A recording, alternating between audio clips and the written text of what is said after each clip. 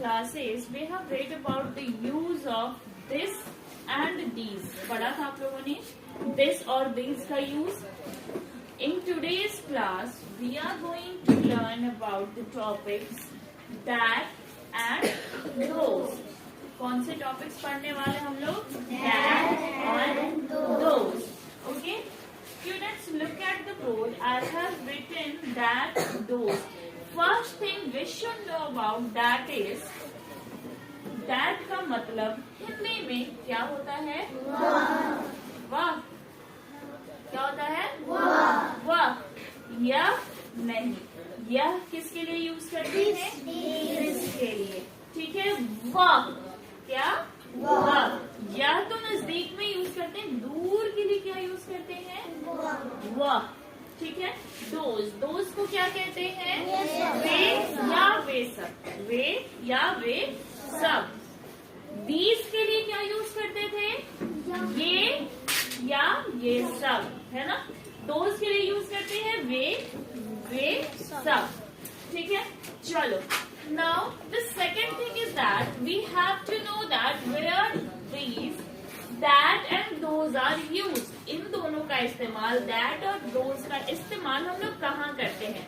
तो सबसे पहली बात जो इन दोनों में सिमिलैरिटी है, यानी कि एक जैसी समानता है, वह यह है कि दोनों का प्रयोग हम वैसी चीजों के लिए करते हैं जो किसी रेफरेंस पॉइंट से, किसी ऑब्जेक्ट से, हमसे, आपसे दूर रखा हो। कहाँ रखा हो? दूर, far away from us, है ना। हमसे दूर रखा हुआ हो, उन चीजों का लिए हम लोग किसका इस्तेमाल करते हैं? that and those का। किसका इस्तेमाल करते हैं? that and those का। कैसे ऑब्जेक्ट्स के लिए? जो हमारे नजदीक रखे हैं या हमसे दूर रखे हैं?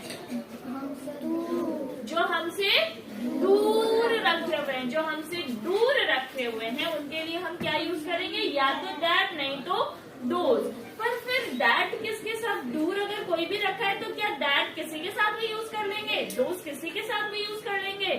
नहीं। that is only used with the objects which are kept far away from us, but they must be only one. कितने होने चाहिए? सिर्फ एक, यानी कि सिंगुलर। क्या होना चाहिए? सिंगुलर होना चाहिए, एक से ज्यादा नहीं होना चाहिए। अगर एक से ज्यादा हुआ तो क्या करेंगे? दोज का यूज करेंगे। क्या करेंगे? दोज का यूज करेंगे। यानी कि दैट और दोज दोनों यूज तो होते हैं वैसे ऑब्जेक्ट्स के लिए जो कहाँ रखे हो? दूर रखे हो। कहाँ रखे हो? दूर रखे हो। बट दैट का यूज दूर रखे हुए सिंगुलर ऑब्जेक्ट के साथ करते हैं, और दोज का यूज दूर रखे हुए प्लूरल ऑब्जेक्ट्स के साथ यूज करते हैं। सिंगुलर का मतलब याद होगा सभी को, क्या? एक। सिंगुलर का मतलब एक, प्लूरल का मतलब एक से ज्यादा। टू और मोर देन टू, है ना, या more than one. More than one कह लेंगे ना, सफिशिएंट है ना। एक से ज्यादा, 2 हो जाएगा, 3 हो जाएगा, 4, 5, 6, कितना भी हो जाए, सभी क्या होंगे? प्लूरल होंगे। सिर्फ वन, एक संख्या क्या कहलाएगी? सिंगुलर कहलाएगी, ठीक है। तो जहां पर ऑब्जेक्ट हमसे दूर है और सिर्फ वन इन नंबर है, सिर्फ एक है, उसके साथ हम लोग क्या यूज करेंगे? दैट और दोज, दैट यूज करेंगे। Very good. और वैसे ऑब्जेक्ट्स जो बहुत सारे हैं और हमसे दूर भी हैं, उनके साथ क्या यूज करेंगे? दैट और दोज। Very good. तो समझ में आ गया सभी को? दैट का यूज कहाँ करेंगे? जो दूर हो और एक हो। दोज का यूज कहाँ करेंगे? जो दूर हो और बहुत सारे हो, ठीक है, अनेक हो, है ना। Now here I have given some of the sentences, right? Some sentences are written on the board. Now what you all have to do, that you all have to use that and those, and using them you all have to fill these empty sentences, right? ये जो boxes खाली है, या ये जो हम लोगों ने ब्लैंक बनाया हुआ है, you all have to fill these sentences, है ना। इन सेंटेंसेस में जो ब्लैंक्स है उन्हें आपको क्या करना है? fill करना है, just like fill in the blanks, right? You get questions in your book like this only, right? Fill in the blanks, a dash has been provided and later on the sentence is written. So what you all have to do, that you all have to identify that what we should use in these sentences, whether we have to use that or we have to use those, okay?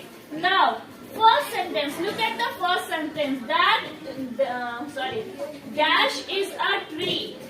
Look at the tree, how many trees are there? One. Only one.